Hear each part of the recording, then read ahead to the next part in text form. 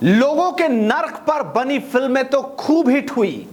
जिस तरीके से स्लम डॉग मिलेनियर आपने देखी, वो वही धारावी है जहां पर लोग झुग्गी झोपड़ी बस्ती में रहने पर मजबूर है, जहां गंदगी का अंबार है। लेकिन देश के सबसे बड़े उद्योगपति गौतम अडानी ने बीड़ा उठा लिया है कि वो इसकी तस्वीर बदल देंगे, और ऐसी तस्वीर जिसकी कल्पना किसी ने नहीं की होगी। आज मैं आपको दिखाऊंगा एक खबर जो हल्ला मचाने वालों का मुंह सील देगी। नमस्कार, स्वागत है आपका एडवांस इंडिया पर। मैं हूं नवीन चौहान। अरबपति गौतम अडानी एशिया की सबसे बड़ी झुग्गी बस्ती को संवारने जा रहे हैं। हम बात कर रहे हैं धारावी की। धारावी में 10 लाख से ज्यादा लोग रहते हैं। यहां 13,000 से ज्यादा छोटे मोटे कारोबार भी चलते हैं। धारावी के रीडेवलपमेंट की बोली अडानी ग्रुप की कंपनी अडानी प्रॉपर्टीज ने जीती है। यह करीब 600 एकड़ में फैले धारावी रीडेवलपमेंट और वहां के लोगों के पुनर्वास का काम करेगी। अडानी ग्रुप के चेयरमैन गौतम अडानी ने इस प्रोजेक्ट के बारे में एक लेख लिखा है, वो आपको दिखाएंगे।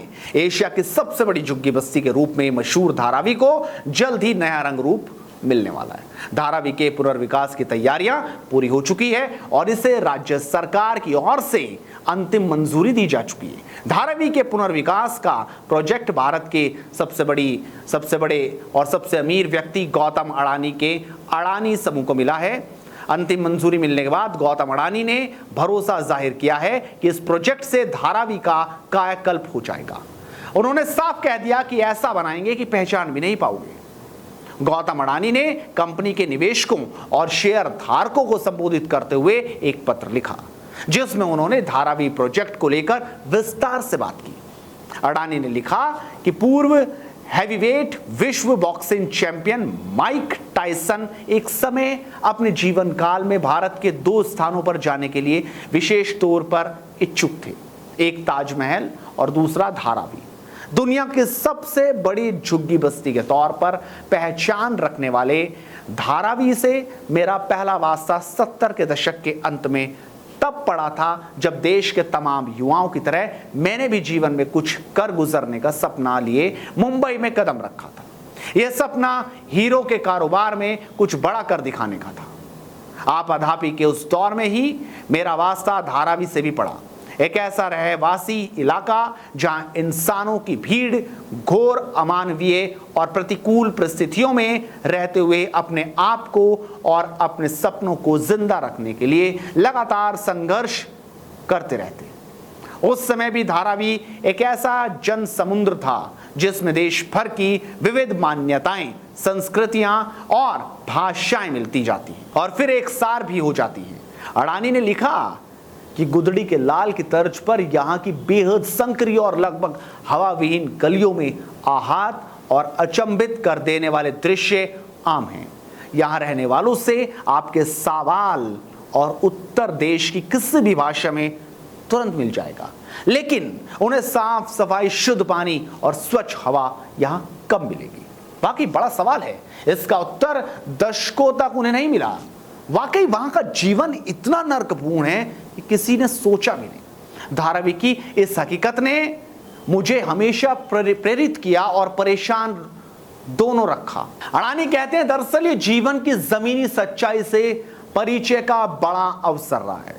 इंसानी जीवन किन विषमताओं, परेशानियों, कठिनाइयों से गुजरता हुआ अपने वजूद को बचाने और संवारने के लिए किस हद तक संघर्ष कर सकता है, यह धारावी की गलियों से गुजरकर सहजता से जाना जाता है। धारावी दुनिया में ख्यात है, लेकिन सकारात्मक नहीं, नकारात्मक लिहाज से दुनिया की सबसे बड़ी झुग्गी बस्ती कहलाना हमारे लिए लज्जा का विषय है।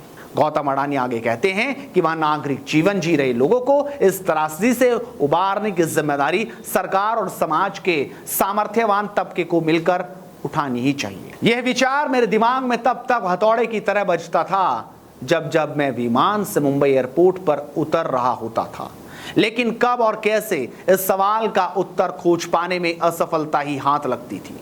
देश प्रगति के नए मुकाम हासिल करता रहेगा और धारावी में हालात बद से बदतर होते रहेंगे। यह लाखों परिवार क्या ऐसा ही नरकीय जीवन जीने के लिए मजबूर रहेंगे? मानवीय गरिमा क्या सपने तक ही सीमित रहेगी? ऐसे तमाम सवालों का जवाब देने का समय आ गया है। तो बिना किसी झिझक के हमने कदम बढ़ा दिया है। इस पहल पर देश के लोगों का क्या कहना है, जरा उस पर भी नजर डाल लीजिए। देखिए, अभी तक इन झुग्गी झोपड़ियों को लेकर सिर्फ फिल्में बनी हैं, लेकिन अब धरातल पर इस पर काम होने वाला है। अडानी ग्रुप अब जब इस पर काम करने जा रहा है तो वहाँ के लोगों को एक अच्छी सुविधाएं मिलेंगी। जो आज तक पढ़ाई से वंचित रहे, साफ सफाई से वंचित रहे, अब उनके सामने एक अच्छा डेवलपमेंट होकर वहाँ पर उन लोगों को रहने के लिए मकान दिए जाएंगे, सुविधाएं दी जाएंगी, पानी दी जाएगी, सड़क दी जाएगी। तो इनसे उनका आने वाला भविष्य बहुत ही उज्जवल होगा। ये बहुत अच्छी पहल है अडानी ग्रुप की तरफ से। धारावी एक बहुत बड़ी बस्ती है मुंबई में और उसमें काफ़ी भीड़ भाड़ है, और अडानी ग्रुप जो ये नई पहल कर रहा है ये उनके लिए एक उज्जवल भविष्य की शुरुआत है, और ये एक बहुत अच्छी पहल है जो उनके द्वारा की जा रही है। बस यही कहेंगे कि एक अच्छी पहल है और ऐसा होना चाहिए। उनको भी कुछ अच्छा, जो कह सकते हैं, आश्रय मिलना चाहिए धारावी के लोगों को। तो आप मानते हैं कि और भी जिस तरीके से अडानी जो इतने बड़े बिजनेसमैन हैं वो निकले हैं, इससे पहले हमने देखा था कि जब रेल हादसा हुआ तब भी वो बाहर आए और उन्होंने उन लोगों को पढ़ाने के लिए कदम उठाया, और अब इस तरीके से एक बड़ा प्रोजेक्ट उन्होंने लिया ताकि इससे बदल दिया जाए। यानी क्या बिजनेसमैन वाकई अब ऐसा ही होना चाहिए इसी तरीके से कि देश की तरक्की में कदम बढ़ाएं? जी बिल्कुल, अडानी ग्रुप एक भारत का बहुत बड़ा ग्रुप है और वो हर उसमें एक अच्छी अपनी छाप छोड़ रहा है, और अगर इसमें भी वो डेवलपमेंट करना चाह रहे हैं तो इसमें भी कुछ अच्छा ही होगा। और ये जो कर रहे हैं ये बहुत अच्छा है, और ये देश का भविष्य जो है हमारा उज्जवल करेगा। आपको बता दें कि धारावी एशिया की सबसे बड़ी झुग्गी झोपड़ियों वाला स्लम है। जानकारी के मुताबिक पिछले साल नवंबर में अडानी ग्रुप ने धारावी स्लम एरिया को फिर बनाने के लिए बोलियां लगाई थी। उस समय अडानी ग्रुप ने इसके लिए 5069 करोड़ रुपए की बोली लगाई थी। डीएलएफ ने 2025 करोड़ रुपए की बोली लगाई थी। धारावी एशिया की सबसे घनी आबादी वाला एरिया है, 240 हेक्टेयर की। इस बस्ती में 10 लाख लोग रहते हैं और 13,000 छोटे मोटे बिजनेस भी हैं। यहाँ एजुकेशन और साफ सफाई की हालत बहुत ज्यादा बुरी है। अब मंजूरी मिलने के बाद अडानी इन्फ्रो इसको सजाने का काम करेगी। महाराष्ट्र सरकार ने धारावी के पूरे इलाके को अंडर डेवलप्ड एरिया के तौर पर चयनित किया है। इसके लिए एक स्पेशल प्लानिंग अथॉरिटी बनाई गई है जो एक स्पेशल पर्पस व्हीकल यानी एसपीवी बनाना होगा, जिसमें 80% इक्विटी यानी 400 करोड़ रुपए होंगे। वहीं महाराष्ट्र सरकार के पास 20% इक्विटी यानी 100 करोड़ रुपए की हिस्सेदारी होगी। एसपीवी के जरिए रीडेवलपमेंट होने के बाद एलिजिबल लोगों को फ्री में घर दिए जाएंगे।